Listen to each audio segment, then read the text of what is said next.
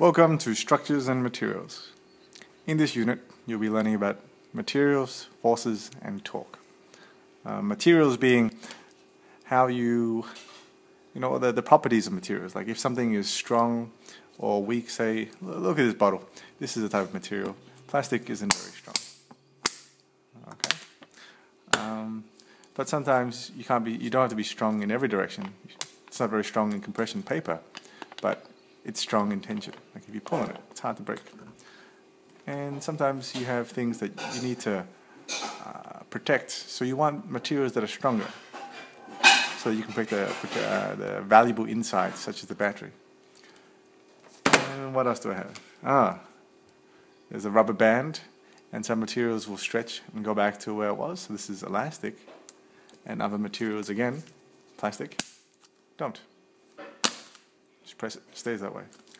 So it's interesting, there's many different types of materials, and there's a study, this is a study of their properties and how we can use them. Forces it's like understanding, I'll show you the buzzwords now. Forces is understanding like compression and tension, and understanding what's actually happening in a situation. Like if I balance this here, what's under compression, what's under tension, that kind of thing. And if you understand this, it makes it much easier for you to build a building. For example, if you want to make your own home, you're going to need to understand compression and tension. Otherwise, things are going to collapse. And the shear force, it's kind of like a Chinese burn. It's when materials rub over each other. But we'll talk about that later. And the other thing you're going to learn about is torque.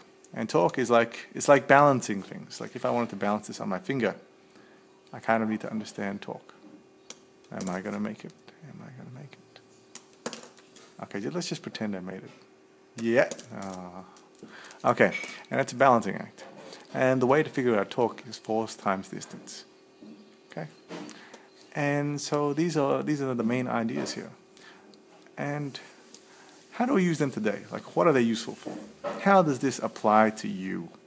Well, if you want to build anything, say you're an engineer or an architect, or you want to be those things, or you want to be a builder, or you want to make your own home, or you like being a handyman. All of these kind of ideas are very useful. If you're a handyman, you're going to want to know what materials to use in situations. If you're an architect or engineer or builder, you want to know what materials are strong under which conditions. Also, it's useful for looking at buildings. So like if you like looking at buildings, I'm talking about like the historians of you out there who want to be history buffs.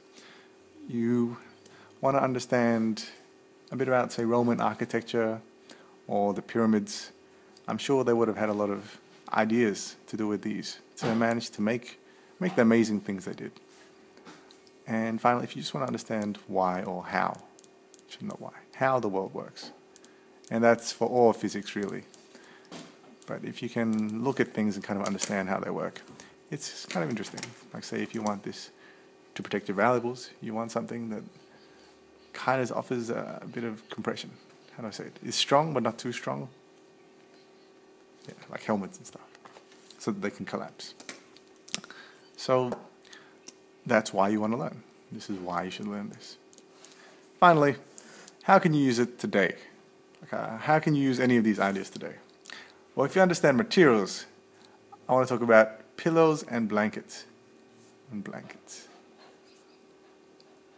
So first of all, if you want to build a pillow or a blanket fort, you're going to have to understand that pillows are a little bit stronger in compression than blankets are. A little bit, not much. But blankets are stronger in tension.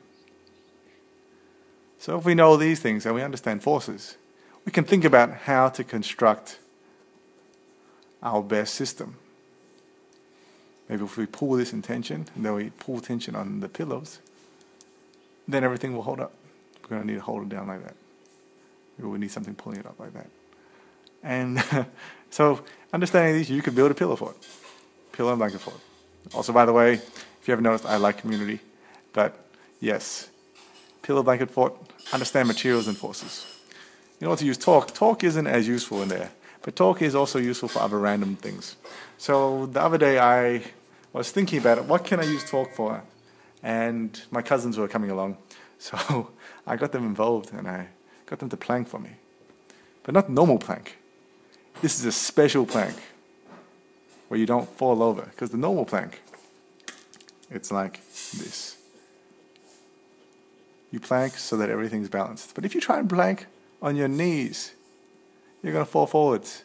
So what I was like, it's like, hey, but if we got another guy to plank on his knees, you wouldn't fall forwards because this upward force would be the same as his downward force, and that would balance each other out. 2 guys planking. Cool. No? Anyway, that's it from me. I'll catch you guys later. Enjoy.